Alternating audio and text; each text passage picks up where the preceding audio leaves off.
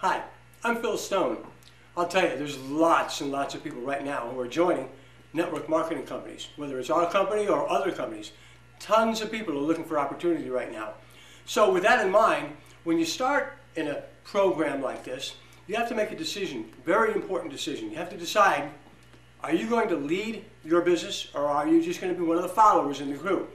And I'll tell you this, if you want control of your business, you have no choice but to become a leader. And with this type of a business model, you can't manage. We've talked about that before. You have to lead by example.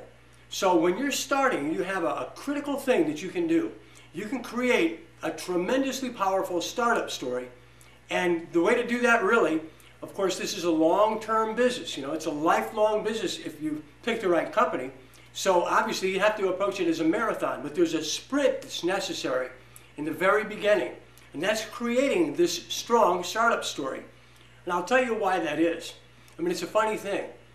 When you create a very, very strong startup story, what you're doing is you're setting the bar high for the people who get in your business after you.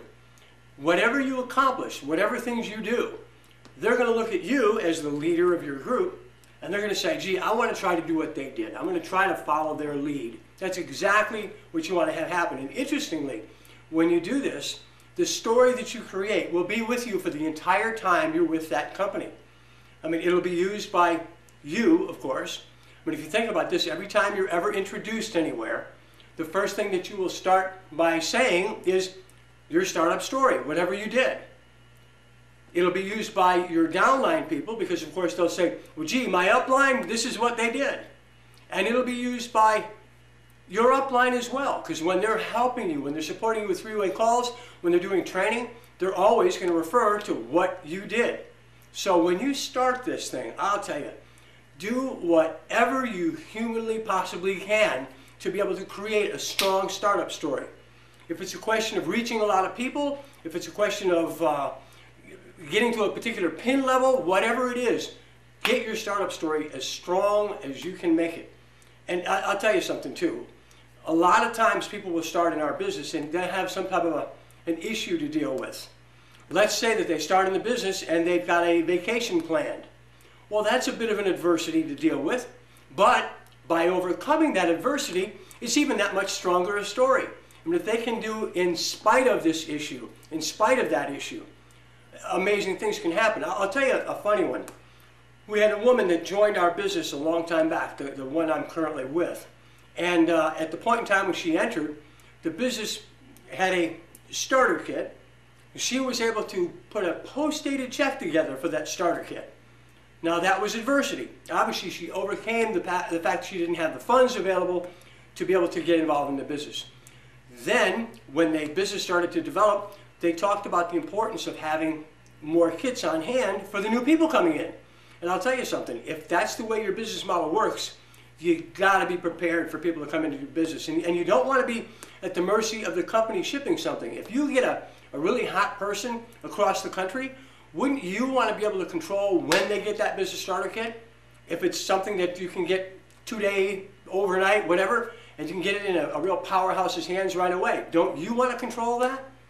Well, that's exactly what she was thinking. She heard this, she thought, oh my gosh, I can't afford to go out and get these bunch of business starter kits, but I do see the importance of doing that. And you know what she did? She had just recently bought a car, which is one of the reasons why she didn't have the funds available. She went back to the place that sold her car, drove the car in and said, look, I hate to do this, but I need to leave here with a lesser car and some cash. And that's what she did. That was her startup story. Now it's interesting because that happened over 10 years ago. And here I am standing here telling you about that story. I mean, overcoming the adversity brought even more clout to the story. So you can see what I'm talking about. I mean, realistically, when you're in a business like this, you have to extend yourself, go outside the box a little bit. I mean, anytime when you're reaching for opportunity, you have to deal with adversity. You have to deal with uncertainty. You got to stick your neck out a little bit and you're not going to get the good fruit. And which reminds me of when I was a little kid. We used to go to Tadpole Creek. It was miles away from the house. We'd get over there on our bikes. We'd do the tadpoling and all that stuff the kids love to do. And there was a little apple orchard not terribly far. And it was really not belonging to anybody. It was land that had been sold to a developer. So these half a dozen or so trees were still there. And all the kids in the neighborhood knew about Tadpole Creek. And all the kids in the neighborhood would go there and snag the apples. Well, I learned a little secret, and this really has helped me a lot throughout the rest of my life, all my endeavors. I would climb up the tree, go way out on one of the small limbs, and shake the living daylights out of it. And what would happen, the fresh apples, the ones that were really the best, that were out there where other people couldn't get them, they would fall down, my friends would catch the apples because I went out on a limb. That's how we got the good fruit. That's the way things work. I mean, when you're building this business, you're sticking your neck out, you're setting an example for everybody else to follow, and you really want to become the pace setter of your business. You want to set the bar high, have that pace moving really fast so that you can develop momentum in your business that will carry you to the result that you want. And it's really important to remember, you only have one time to do this. You only have one chance. You can't go back and fix a lame startup story. You really need to go after this thing. Hope this has helped you. Phil Stone, my pleasure.